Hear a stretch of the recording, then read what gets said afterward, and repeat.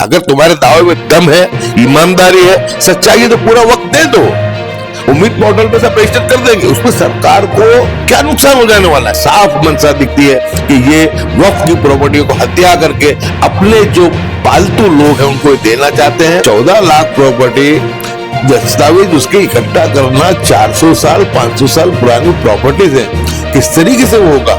वक्फ board ने लूट मचाई है कि जब मुतवल्ली वहां पर जा रहे हैं कोई पेपर डॉक्यूमेंट लेने के लिए, कोई कॉपी लेने के लिए, तो खुलेआम बेशर्त से उनसे पैसा मांगा जा रहा है। बहुत ही घिनौनी बात तो सामने ये आई है कि उम्मीद पोर्टल का सर्वर जो था उसको बिजी रखने के लिए भारतीय जनता पार्टी ने अपने जो साइबर सेल जो उनका उसको काम पे लगाया। किशोर भारत हमारे इस मंच पर मैं आरिफ आलम आप तमाम का बहुत स्वागत करता हूं। सुप्रीम कोर्ट ने उम्मीद पोर्टल पर वक्फ की संपत्तियों को दर्ज कराने की जो समय सीमा की मांग की याचिका थी उसे खारिज कर दिया है। उसके बाद में बड़ा सवाल ये उठता है कि क्या इस देश के लाखों मुतवल्लियों पर केस दर्ज करके मोदी सरकार उन्हें जेल में डालना चाहती है। दूसरा बड़ा सवाल ये उठता है कि जो वक्फ की संपत्तियां हैं तो हमारे बाप दादा ने मुस्लिम समुदाय के फलाह बहबूद के लिए छोड़ा था, क्या वो संपत्तियां अब विवादित हो जाएंगी और इन संपत्तियों पर क्या सरकार कब्जा कर लेगी। इन्हीं मुद्दों पर बातचीत करने के लिए मैं पहुंचा हूं गयासु भाई के पास। गयासुद्दीन शेख साहब एक लंबे वक्त से वक्फ की जो प्रॉपर्टियां है उसके रखरखाव के लिए मुतवल्ली किस तरीके से काम कर सकते हैं उसको लेकर जो सेमिनार हो रहे थे उसमें भी हिस्सा ले चुके हैं। और जब वक्फ अमेंडमेंट बिल आया था उस दौरान जब विरोध प्रदर्शन हुए थे तो उसमें भी बढ़ चढ़ कर हिस्सा लिए थे, तो उन्हीं से बातचीत करते हैं। गयासु साहब, सबसे पहला सवाल और बुनियादी सवाल, क्या अब वक्फ की संपत्तियों पर सरकार अवैध कब्जा करना चाहती है? बिल्कुल, आपने बिल्कुल सही फरमाया। जिस ढंग से और जिस तरीके से वक्फ अमेंडमेंट बिल लाया गया, इतना विरोध होने के बाद कि 232 सांसद में मुश्किल से 20 या 22 मुस्लिम सांसद हो गए, 210 जो हमारे हिंदू भाई वो सांसद भी शामिल थे। पार्लियामेंट में बहुत जबरदस्त तरीके से उसकी मुखालिफत हुई। कांग्रेस पार्टी के सहित दीगर पार्टी भी सुप्रीम कोर्ट तक भी गई इस मामले को लेकर के। और जब सरकार ने आज से 6 महीने पहले एक फरमान जारी करते हुए कहा कि हम उम्मीद पोर्टल बना रहे हैं, उसको आपको अपनी प्रॉपर्टीज पर रजिस्टर करवानी है, लेकिन मैं मानता हूं कि 14 लाख से ज्यादा प्रॉपर्टीज पूरे देश में है, उसका 6 महीने में काम पूरा होना नामुमकिन है। और बहुत ही घिनौनी बात तो सामने ये आई है कि उम्मीद पोर्टल का सर्वर जो था उसको बिजी रखने के लिए भारतीय जनता पार्टी ने अपने जो साइबर सेल जो उनका उसको काम पे लगाया और उसको इतना बिजी रखा कि जो मुतवल्ली वगैरह है पूरे देश के वो 24-24 घंटे वो कोशिश करते रहे कि हमारी प्रॉपर्टी रजिस्टर हो जाए, लेकिन सर्वर डाउन होने की वजह से, बिजी आने की वजह से उस पर वो नहीं कर पाए। दूसरा कि वक्फ बोर्ड से जो ये हमारे मसाजिद है, हमारे कब्रिस्तान है, हमारी दरगाहें हैं, खानकाहें, उनको सबको वक्फ बोर्ड के पास से कुछ डॉक्यूमेंट लेने पड़ते हैं। तो वक्फ बोर्ड ने भी कभी भी इस बात को ज्यादा तरजीह नहीं दी, जबकि पूरे हिंदुस्तान से ये खबर आ रही है और गुजरात से भी ये खबर आ रही है कि वक्फ बोर्ड ने लूट मचाई है कि जब मुतवल्ली वहां पर जा रहे हैं कोई पेपर डॉक्यूमेंट लेने के लिए, कोई कॉपी लेने के लिए, तो खुलेआम बेशर्त से उनसे पैसा मांगा जा रहा है। जब सवाल ये उठता है कि क्या अब सुप्रीम कोर्ट पर जो उम्मीद था, मुसलमानों का भरोसा था कि भाई समय सीमा बढ़ा दी जाएगी, लेकिन सुप्रीम कोर्ट ने नहीं बढ़ाया। अब रास्ता क्या है, किस तरीके से आपने पहल की है कि इस मुद्दे को लेकर सरकार के सामने सदन में लड़ाई लड़ी जाए? बिल्कुल, सुप्रीम कोर्ट बहुत दुख के साथ कहना पड़ता है कि हम हमारे न्यायालय की, हमारे संविधान की हम बहुत इज्जत और कदर करते हैं, लेकिन बाबरी मस्जिद के जजमेंट से लेकर के आज तक जो मॉब लिंचिंग, बुलडोजर और भड़काऊ भाषणों पे जिस तरीके से जजमेंट आए हैं, तो कहीं ना कहीं जो हमारा विश्वास डगमगाता है कि हमारे के लिए तो आखिरी उम्मीद जो है वो न्यायालय ही है। और हमको आज भी हमारे न्यायालय पर बहुत गर्व है, बहुत फक्र है। लेकिन कुछ जो जजमेंट आए उससे कहीं ना कहीं हमारा भी जो भरोसा, हमारा विश्वास डगमगाया है। लेकिन उम्मीद करते हैं कि हमारी जो न्याय प्रणाली है उसके परंपरा के अनुसार अच्छे तरीके से, निष्पक्ष तरीके से, संवैधानिक तरीके से काम करेगी, ऐसी उम्मीद हम रखते हैं। जो ये जजमेंट आया उम्मीद पोर्टल के लिए, बहुत जायज बातों को लेकर के मुतवल्ली हमारी दीगर संस्थाएं, मुस्लिम personal law board, Jamaat Islami, जमात उलमाए हिंद, हमारे कुछ सियासी रहनुमा सभी गए हुए थे और उन्होंने ये कहा कि 6 महीने का वक्त बहुत कम है, इस वक्त को बढ़ाया जाए। लेकिन उस बात को खारिज करते हुए कह दिया गया कि आपको वक्त ट्रिब्यूनल के सामने जाना पड़ेगा। मैं मानता हूं कि इसमें जब सरकार साफ मंशा से काम करना चाहती है, वो जो दावे करती है खोखले कि हम तो वक्त प्रॉपर्टियों का रक्षा करना चाहते हैं, उसका डेवलपमेंट करना चाहते हैं, उसीलिए हमने उम्मीद पोर्टल बनाया है, तो फिर उनको पूरा वक्त क्यों नहीं देते? आप 14 लाख प्रॉपर्टी दस्तावेज उसके इकट्ठा करना, 400 साल 500 साल पुरानी प्रॉपर्टीज है, किस तरीके से वो होगा? तो उसके लिए कहा गया कि 6 महीने का वक्त बढ़ाया जाए। लेकिन बहुत आश्चर्य की बात है और दुख की भी बात है कि इतनी गंभीर बात होने के बावजूद सुप्रीम कोर्ट ने जो अपना अंतरिम आदेश दिया वो कहीं ना कहीं हमारे भरोसे को कहीं ना कहीं हिला के झंझोड़ के रख दिया है। लेकिन अब जब ये मामला आया और 5 दिसंबर को ये मामला जो है उम्मीद पोर्टल का बंद होने वाला है, तो जब इमरान प्रतापगढ़ी जी भी एक लघुमती डिपार्टमेंट का कार्यक्रम था, अहमदाबाद आए थे आज से 4 दिन पहले, उसी वक्त मैंने उनसे ये बात को कहा था कि हमको ये वक्त जो उम्मीद पोर्टल है इसको बढ़ाने के लिए कुछ कोशिश करनी पड़ेगी और उसके साथ साथ मॉब लिंचिंग, वर्शिप एक्ट वाला मामला जो है, भड़काऊ भाषण वाला जो मामला है, बुलडोजर मामला है, इन बातों को भी हमको उठाना पड़ेगा। तो उन्होंने कहा कि नहीं, जरूर से पिछले वक्त में भी उठाया था और इस मरतबा भी उठाएंगे। जब पता नहीं था कि सुप्रीम कोर्ट ऐसा जो है अंतरिम आदेश दे देगी, लेकिन जैसे ही अंतरिम आदेश आया, कल मैंने और विधायक इमरान खेड़ावाला ने एक्स पर और ईमेल के माध्यम से मल्लिकार्जुन खड़गे जी, राहुल गांधी जी और इंडिया गठबंधन के सभी शीर्ष नेतृत्व को हमने पत्र के माध्यम से ये डिमांड की कि जब संसद का सत्र चल रहा है, बहुत अच्छे तरीके से सर के मुद्दे को लेकर के, एसआईआर के मुद्दे को लेकर के आवाज बुलंद किया जा रहा है, धरने प्रदर्शन भी हो रहे हैं, पार्लियामेंट को जो है उसमें आवाज बुलंद करने की पूरी कोशिश की जा रही है। तो जिस तरह सर का मुद्दा हमारे लिए अहमियत का है, एसआईआर का, इतना ही बड़ा अहमियत का मुद्दा जो हमारे लिए है वो उम्मीद पोर्टल का भी है। तो इस पे आवाज उठाई जाए।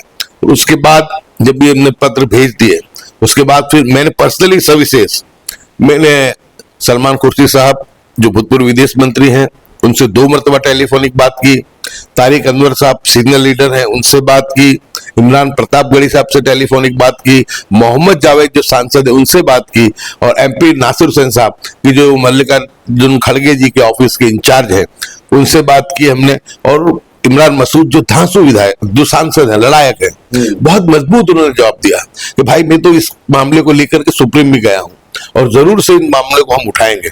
बहुत खुशी की बात है कि आज इमरान प्रतापगढ़ी जी ने ट्वीट भी किया और पार्लियामेंट के प्रांगण में खड़े रहते हुए उन्होंने जो अपना वक्तव्य भी दिया कि इसके लिए हम संसद में भी और संसद के बाहर भी उम्मीद पोर्टल का वक्त बढ़ाने की लड़ाई लड़ेंगे।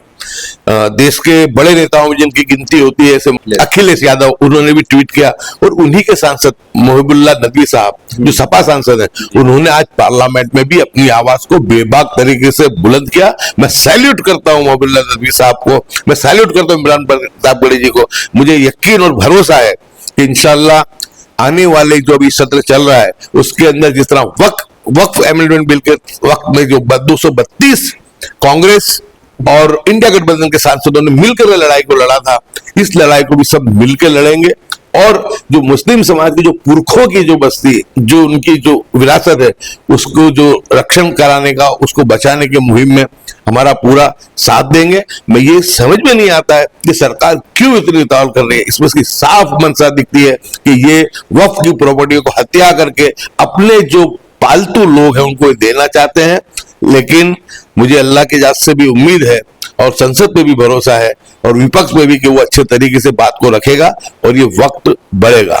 लेकिन ये वक्त बढ़े या न बढ़े, अभी भी जो 2 दिन बाकी हैं उसमें ज्यादातर हम लोग हमारी प्रॉपर्टी को रजिस्टर कराने की कोशिश करें।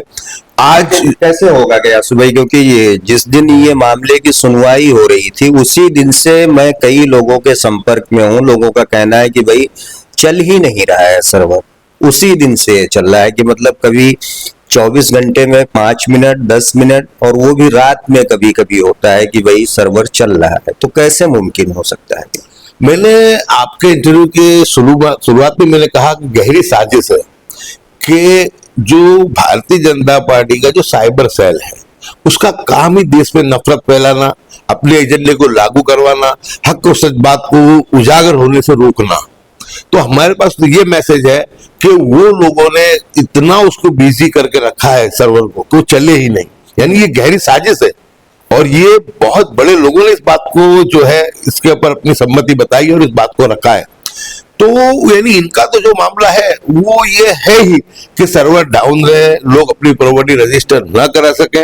लेकिन आज जमीयत उलमा हिंद के अध्यक्ष मौलाना अरशद बद्री साहब ने भी एक अपील जारी करते हुए कहा है कि जहां कहीं भी हमने हमारी प्रॉपर्टी रजिस्टर कराने के लिए कोशिश की और सर्वर डाउन मिला, बिजी आया, तो उसकी वीडियोग्राफी कर लें और उस वीडियोग्राफी को लेकर के हम लोग जो है हमारी बात को एविडेंस रखें, ताकि हम ट्रिब्यूनल में, हाई कोर्ट और सुप्रीम कोर्ट में इस बात को हम लोग ले जा सके। दूसरा उन्होंने कहा कि जितनी भी चीजें हमारे पास है, जितने डॉक्यूमेंट हैं, वो इतना वक्त नहीं है कि हम इसको जल्द पूरा कर पाए।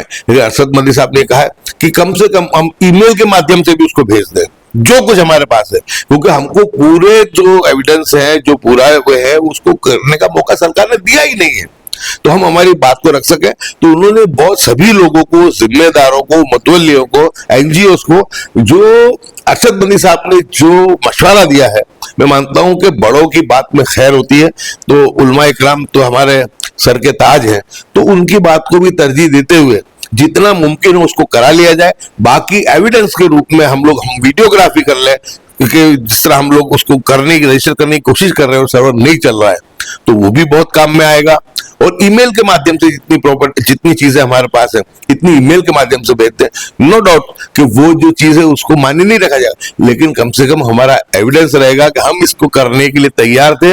लेकिन ये सरकार जो 2014 से इस देश में आई है, जिसने नफरत की आंधी पूरे देश में फैला के रखी है, और एक ही निशाना, एक ही टारगेट पे बस हिंदू, मुस्लिम, भारत, पाकिस्तान, और इसके अलावा दूसरी मंदिर, मस्जिद, इसके अलावा दूसरी कोई इनके पास बात नहीं है। वैसे में एक चीज मैं समझना चाहता हूं कि आप भी लंबे वक्त तक विधायक थे। जब सदन में किसी बात को उठाई जाती है तो सरकार उसकी वजह से कितना प्रेशराइज होती है।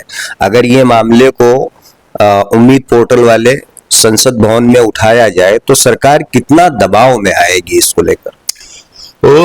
संसद हो या विधानसभा हो, अगर बात में वजूद है, सच्चाई है, तो उसको तुम ढंग से रखो तो उसका कुछ ना कुछ असर तो होता ही है। और लोकशाही में अगर 232 सांसदों वाला विपक्ष, कांग्रेस सहित इंडिया गठबंधन, वो उस बात को रखेगा तो कहीं ना कहीं सुप्रीम कोर्ट को भी उसका संज्ञान लेना पड़ेगा।